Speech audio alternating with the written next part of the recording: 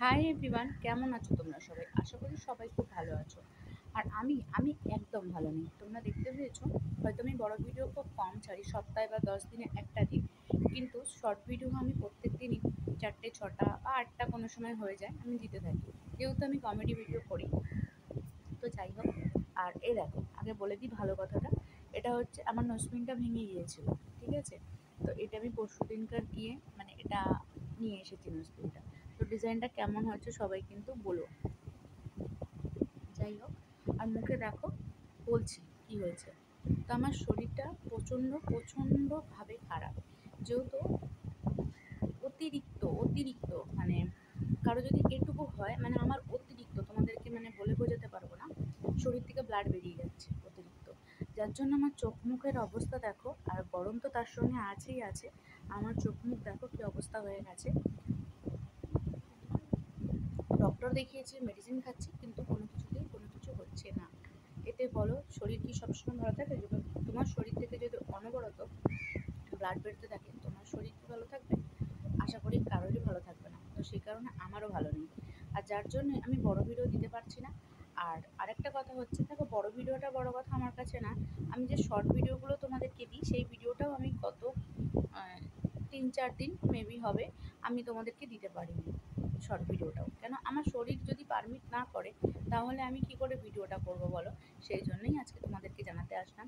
হয়তো আমি আরও 2-4 দিন ভিডিও দিতে পারবো কি পারবো না, আমি অবশ্যই চেষ্টা করব ভিডিও দেওয়ার জন্য তোমাদেরকে। কিন্তু সঠিক আমি দিতে পারবো কি পারবো না সেটা বলে উঠতে পারছি না। যদি না দিতে পারি তোমরা কিছু মনে করো না, কেন আমার শরীর সত্যিই খুব খারাপ। আর তোমরা হয়তো দেখে বুঝতে পারবে, আর যারা মেয়েরা তারা বুঝতেই পারবে যে একটা মেয়ের শরীর থেকে মানে অতিরিক্ত ব্লাড বেরিয়ে গেলে কী অবস্থা হয়। আর আমার ঘরে তো কেউ করার নেই। আমার ঘরে আমার মেয়েটা সবেই 12 বছর। তো এবার তাকে তবুও আমার মেয়ে অনেক করে, অনেক অনেক, কোনো বলার জায়গা থাকে না। একটা 12 বছরের মেয়ে যেটুকু করে, আমি হয়তো খুব বকা দিয়ে করি, অনেক সময় বদমাইশিও করে, ওর বদমাইশির কোনো তুলনা হয় না। কিন্তু তা সত্ত্বেও মানে অনেকটাই করে। তো যাই হোক, এবার একার যেহেতু থাকি আমি মেয়ে নিয়ে, তো একা এতেই করতে হয়, তার জন্যই খুব শরীরটা বেশি খারাপ হয়ে পড়ে। আমি টাইম মতো না খেতে পারছি ঠিক মতন, কেন খেতে গেলেও তোমাকে রান্নাটা করতে হবে, তারপরে খেতে হবে। বাজারেও যেতে পারি না। আর বাজার টাজার করে এনে ফের রান্না করা, আমার শরীর সেটা আর দিচ্ছে না। কেন, আমার রাস্তাঘাটের মধ্যে ব্লিডিং পাস করে যাচ্ছে।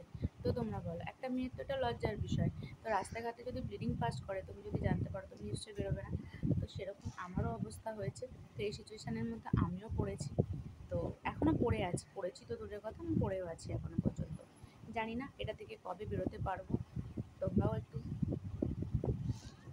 ভগবানকে জানিও যেন আমি তাড়াতাড়ি সুস্থ হয়ে যাই।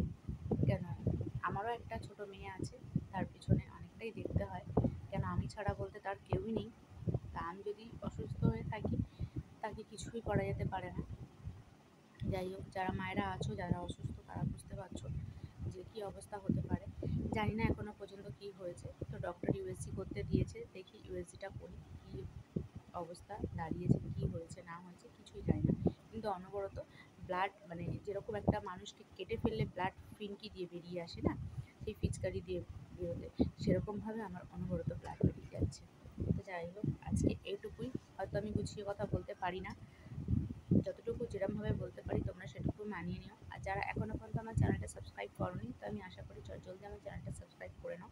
তোমাদের ভালোবাসায় হয়তো আমি অনেকটা সুস্থ হয়ে উঠতে পারবো। আর তোমাদের ভালোবাসায় আরও নতুন নতুন ভিডিও আনতে পারবো।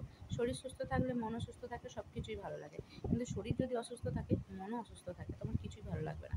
তো সেই সমস্যাটা এখন আমি ভুগছি। তো এটাই বলবো, তোমরা যারা যারা মানে আমাকে ভালোবাসো, অবশ্যই একটু ভগবানকে জানি যেন তাড়াতাড়ি আমি সুস্থ হয়ে যাই। আর কি বলবো, আর কিছুই বলবো না। আর যারা যারা আমার চ্যানেলটাকে আগেই বলেছি, যারা সাবস্ক্রাইব করোনি তাড়াতাড়ি করে সাবস্ক্রাইব করে নাও। তো চলো, বাই, টাটা, বাই বাই। ভালো থেকো, সুস্থ থেকো সবাই।